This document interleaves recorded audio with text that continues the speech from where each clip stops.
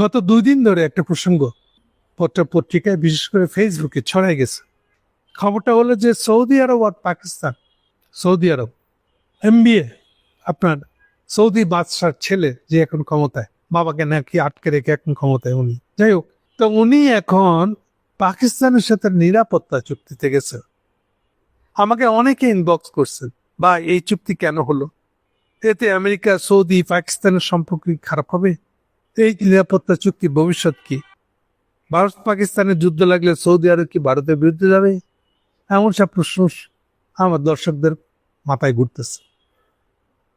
প্রথম কথা হলো নিরাপত্তা চুক্তিটা কথাটা মানে কি, এটা বুঝলে বাকি সবকিছু বোঝা সহজ হয়ে যাবে। তারও আগে নিরাপত্তা চুক্তির আগেই আরেকটা প্রসঙ্গ নিয়ে আলাপ করে রাখি। বেশিরভাগ ব্যক্তি, এমনকি ইউনিভার্সিটি মাস্টার থেকে শুরু হয়ে সাধারণ মানুষ, তাদের ধারণা দুটো দেশের মধ্যে যুদ্ধ লাগলে প্রধান ডিটারমিনেন্ট হলো কার কাছে পারমাণবিক অস্ত্র আছে। পারমাণবিক অস্ত্র না থাকলে কিন্তু যুদ্ধে জিতা যাবে না, এই ধরনের একটা ভুয়া ধারণা এমনকি ইউনিভার্সিটির মাস্টার, রিটায়ার করে যাওয়া মাস্টারদের মধ্যে প্রবল। বাংলাদেশে উস্কানি দিতেছে পারমাণবিক অস্ত্র লাগবে।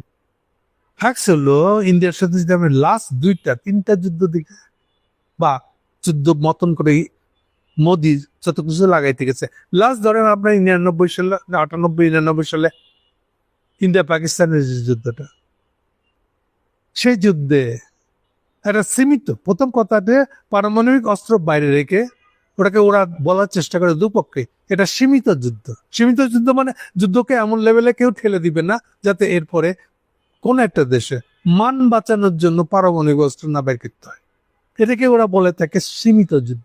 একটা সীমিত যুদ্ধ তাদের করতে হবে। তো সীমিত যুদ্ধ এরা কম বেশি লাস্ট যেটা গত কয়েক মাস আগে যেটা হয়েছে, মোদির মুখে থাপড়া দিয়ে দিচ্ছে, এক চাইনিজ প্লেন দিয়ে ইন্ডিয়াকে একেবারে কবজা করে আনছে পাকিস্তান। মোদি হেরে গেছে কিন্তু বয়ান থামে নাই, বয়ান দাবি করতেছে আমি জিতছি, আর এটা নাহলে তো সে ইলেকশনে যেতে পারে না।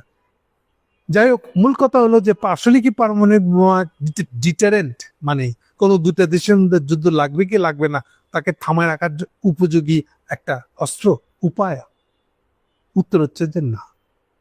দেখেন, ইউক্রেনের সাথে সোভিয়েত ইউনিয়নের মানে পুতিনের রাশিয়ার যে যুদ্ধ হয়েছে, এটা 22, 23, 24 3টা বছর ধরে যুদ্ধ চলছে, এখনো কম বেশি ছোটখাটো হালকা পাতলা।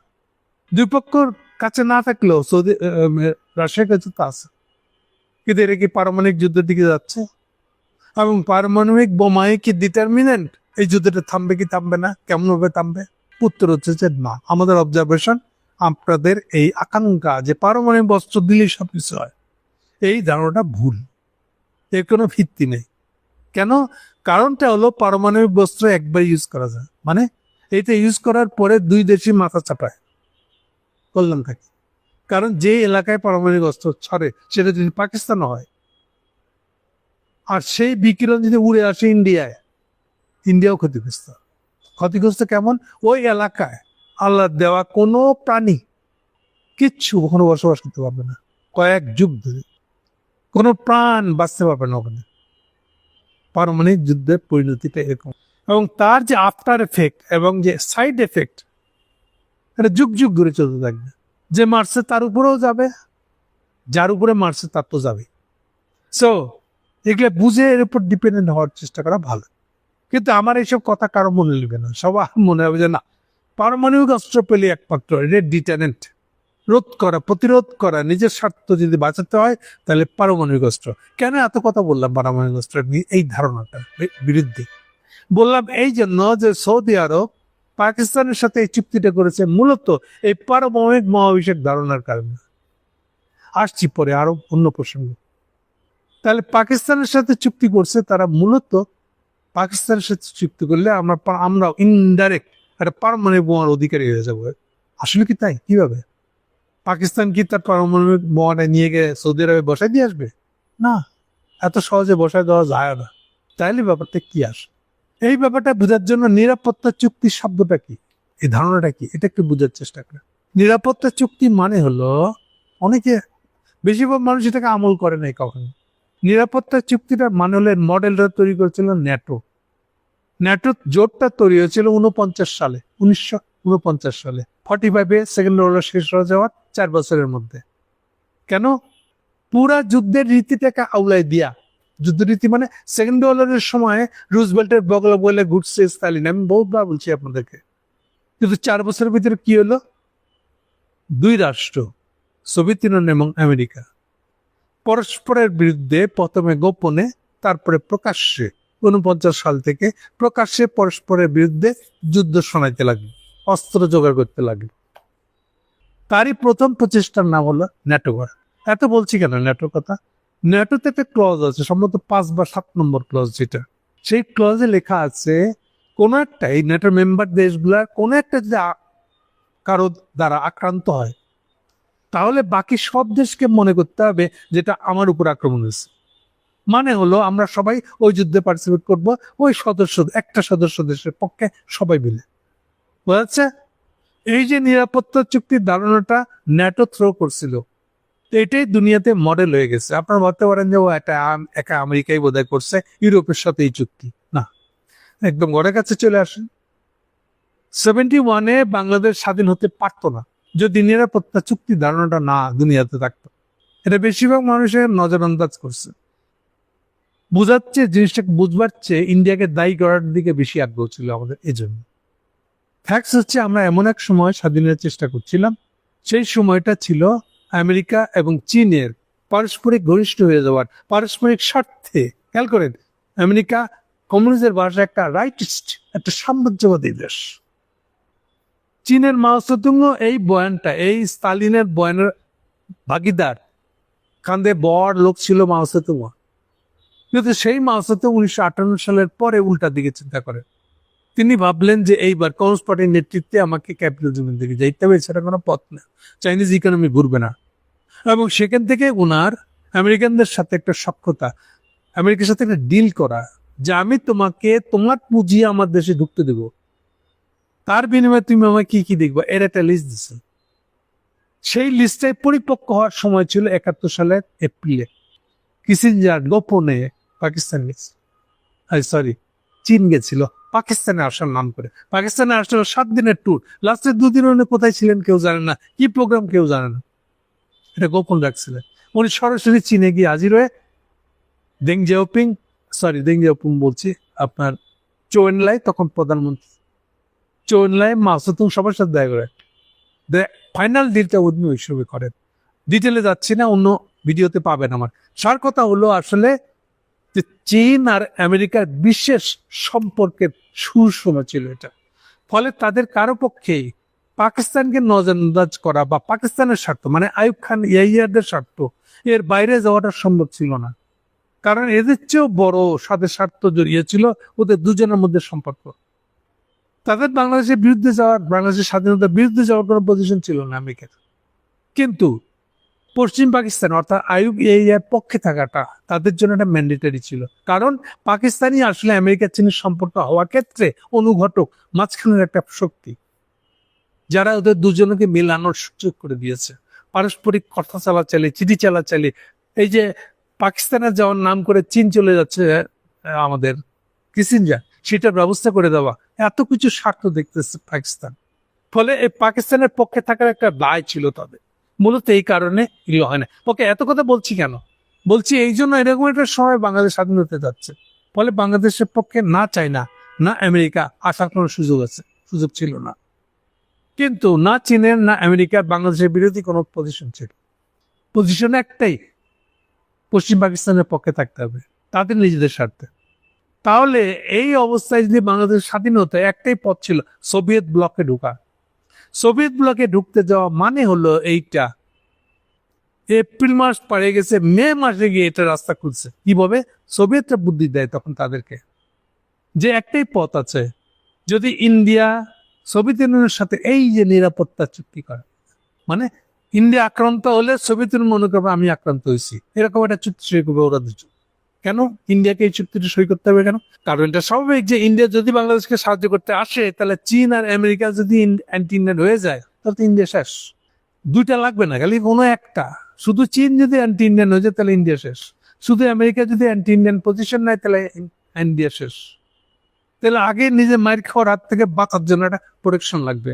এই প্রোটেকশনটা নিতে গেলে তাকে রাশিয়ার সাথে, সোভিয়েত ইউনিয়নের সাথে চুক্তি করতে হয়েছিল। ওইটাই হলো সেই নিরাপত্তা চুক্তি। এই নিরাপত্তা চুক্তিটাও তাই। এই নিরাপত্তা চুক্তি এত কিছু বলতে হলো আমাকে আপনাদের জিনিসটাকে বোঝানোর জন্য। এখন আসে নিরাপত্তা চুক্তি কেন করতে গেল এই সৌদি বাদশা এমবিএ বাদশার ছেলে? করতে হলো এই জন্য উনি ভয় পাচ্ছেন। উনি তো মূলত সবাই জানে, দুনিয়ার সবাই জানে, আমি আপনাদেরকে বহুবার বলেছি যে ইসরায়েল উদাও হয়ে যাবে, ভেঙে ফেলা। এটাকে লেবেল করে দেওয়ার একমাত্র পথ হচ্ছে যেদিন আমেরিকানরা গ্লোবাল নেতা হিসেবে ডুবে যাবে, অর্থাৎ চাইনিজরা যখন ওই জায়গাটা দেবে। সেটা আসন্ন, আমি বলেছি 30 সালের মধ্যে চাইনিজরা আমেরিকানদের থেকে বড় অর্থনৈতিক দেশ হিসেবে হাজির হয়ে যাবে। কেউ কেউ বলে অলরেডি হয়ে গেছে। এইটা হলে পরে চাইনারা যখনই গ্লোবাল নেতৃত্ব নিয়ে নিবে অন্তত ইকোনমিক দিক থেকে, তার ইম্প্যাক্ট ইসরায়েল ভেঙে যাবে। ঠিক যেরকম ভাবে ইসরায়েলের জন্ম হয়েছে সেকেন্ড ওয়ার্ল্ড ওয়ারে আমেরিকান নেতৃত্ব প্রতিষ্ঠা হওয়ার পরে। 48 সালে ইসরায়েল হয়েছে। ইসরায়েলের জন্ম আমেরিকানদের হাতে, ওর মৃত্যু এই জন্য আমেরিকানদের হাতে হবে।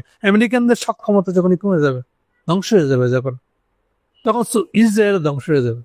কিন্তু এটা করার ক্ষেত্রে সৌদি আরব একটা বিরাট কিছু করার আছে। সেটা হলো এই যে তারা যদি তাদের তেল বিক্রির বৈদেশিক মুদ্রাটা ডলারে না করে যে ইউয়ানে করে, চাইনিজ কারেন্সিতে করে, তাইলেই আমেরিকানদের যে ডমিনেন্সিটা, ডলার ডমিনেন্সিটা শেষ হয়ে যাবে। ডলার ডমিনেন্সি শেষ হয়ে গেলে এটা চাইনিজদেরকে আরো দ্রুত গ্লোবাল নেতা বানিয়ে দিবে। এইটা সে জানে, এটা করলে হবে এরকম। চাইনিজরা অফারও দিয়েছে, তাদেরকে বহু আলাপ সুলাপ করছে। শেষে সে আমেরিকানরা তাদেরকে ভয় ডেকেছে, যদি করতে যাও তোমরা মেরে লাও। এই ভয়ে সৌদি আরব এটা করে নাই। এই বলে সে উল্টা আমেরিকান বাইডেন আমলে বাইডেন একালে ট্রাম্পের কোলে উঠে বসে আছে। ও ভাবছিল এটা করলে আমি ইসরায়েলের কাছ থেকে বেঁচে যাব। এখন সবাই বলতেছে যে এই যে ডিসিসি, এই যে মিডল ইস্টার্ন দেশগুলা, তাদের নিরাপত্তার হুমকি ইরান না, তাদের নিরাপত্তা হুমকি ইসরায়েল। এই যে এখন কাতারে গিয়ে বোমা মারা এসছে, এখন কি লাগে টের পান না? বোমাটা কে মারছে, ইরান নাকি ইসরায়েল? এইটা হওয়ার পরে সবার ভিত্তি নড়ে গেছে, খুঁটি নড়ে গেছে। ফলে আমেরিকার সাথে চুক্তি করে কোনো লাভ হয় নাই এমবিএর। উনি টের পাইছেন যে চুক্তিটা করে তো লাভ হলো না আমার। তাহলে কি করা যায়? আমি তো এখন দৌড় দিয়ে চাইনিজের কাছে যাইতে পারবো না। দেখেন, একটা কথা বলবো, এখন শুনে সবাই চমকে উঠবেন। What is Pakistan? আপনারা ভাবতে পারেন যে পাকিস্তানের হাতে পারমাণবিক অস্ত্র আছে, ওটার লোভে এমবিএ নিচ্ছে, ওকে চুক্তিটা করছে, নিরাপত্তা চুক্তি। এই চুক্তিতে এই কথা লেখা আছে। সৌদি আরব আক্রান্ত হলে মনে করবে, পাকিস্তান মনে করবে আমি আক্রান্ত হয়েছি, আর পাকিস্তান আক্রান্ত হলে সৌদি আরব মনে করবে আমি আক্রান্ত হয়েছি। নিরাপত্তা চুক্তি মানে তাই। এই কথাটা যেন আমাদের খেয়াল থাকে। ফলে সৌদি আরব মনে করতেছে আমি এইবার আক্রান্ত হলে যেহেতু পাকিস্তান মনে করবে আমি আক্রান্ত হয়েছি, ফলে ইসরায়েলের বিরুদ্ধে সে পারমাণবিক অস্ত্র ব্যবহারের হুমকি দিতে পারবে। ফলে এটা একটা বড় কি হবে না, এইটুকুর জন্য এটা করে নাই, আরো বড় মারাত্মক দিক আছে একটা। এটা এমবিএ মানে যুবরাজের ক্ষমতা, সে সবই তাড়াতে ক্ষমতা, কিন্তু সে যুবরাজ, সে বাদশা বলে না নিজেকে অফিসিয়ালি। তার সোজা হিসেবটা হলো আমি চাইনার কাছে যেতে চাই, কিন্তু ভাই সরাসরি তো যাওয়া যাবে না। What is Pakistan? এই জন্য জিজ্ঞেস করছিলাম। পাকিস্তান মানেই চাইনা, কথা বুঝছেন? সরাসরি মুখে তুলবো না, এই গুড়ায় হাত দিয়ে তুলব। তাহলে পাকিস্তানকে একটা লাভ হচ্ছে পারমাণবিক অস্ত্র পাওয়াতে হবে, ও প্রোটেকশনে আসবে না। আর দুই হলো পাকিস্তান আসা মানে আমি তো ডাইরেক্ট চীনেকে যাইতে পারতেছি না। পাকিস্তানের পিঠে হাত রেখে পাকিস্তানের পিছনে যেতে তাতে চাই না। ফলে আমি ইনডাইরেক্টলি চাইনিজের সাথে সম্পর্ক করলাম। এই চুক্তিটায় তাৎপর্য হলো এই দুইটা জিনিস। ক্লিয়ার আপনাদের কাছে? খুব পরিষ্কার করে বুঝবেন। এটা শুধুমাত্র পারমাণবিক প্রোটেকশনের জন্য গেছে, আর শুধু ওটুক না, এটা তো গেছে, এটা ডেফিনেটলি আছে, কিন্তু তার চেয়ে বড় স্বার্থটা তার হলো যে অন্তত পাকিস্তানকে বাঁচাতে গিয়ে অবশ্যই চায়না আসবে। আমি তো ওইটাই চাই, কিন্তু আমি সরাসরি চাইনিজের কাছে যেতে পারতেছি না। গেলে পরে আমেরিকান আমার উপরে আরো ক্ষুব্ধ হয়ে যাবে। চলো, এইটার তাৎপর্য হলো এটা। ফলে যারা যারা প্রশ্ন করেছে এখন প্রশ্নগুলো মিলিয়ে দেখেন, অনেক কথার উত্তর পেয়ে যাবেন। আরেকটা কথা বলে রাখি আপনাদেরকে, এই যে যারা বলতেছে তাহলে ইন্ডিয়ার সাথে কি হবে, ইয়েস, ইন্ডিয়ার সাথে পাকিস্তানের যুদ্ধ লাগলে অবশ্যই সৌদি আরব কিছু না পারে কোনো টাকা দিয়ে পাকিস্তানের পক্ষে দাঁড়াতে বাধ্য। নিরাপত্তা চুক্তির অর্থ তাই। এই জন্য পাকিস্তানও আবার খুব আগ্রহ করে এটা নিয়ে এই চুক্তি করতে রাজি হয়ে গেছে। সাথে বলে রাখি, আমি শিওর পাকিস্তানরা এই চুক্তি করার আগে চীনের সাথে আলাপ করছে। ফলে কি দাঁড়ালো জিনিসটা, পোলারাইজেশন এখন আবার চিন্তা করতে থাকেন। তাহলে বাইরের দিক থেকে দেখে এটা ট্রাম্পের হার হয় না, কিন্তু আবার হয়েছে। এটা তো পাকিস্তানে গেছে, চাইনা গেছে তো যায় নাই, এটা মনে করে খুশি হইতে পারে। কিন্তু আসলে এর ভিতরে যে ভিতরের যে কাহিনীটা আছে, কাহিনীটা হলো অলরেডি ইন্ডিয়া, সৌদি আরব, চায়নার কাছে পৌঁছে গেছে। আপনার হিসেবে এখন বুঝতে পারছেন স্যার পুরোর ভিতরটা কি আছে আসলে। Thank you.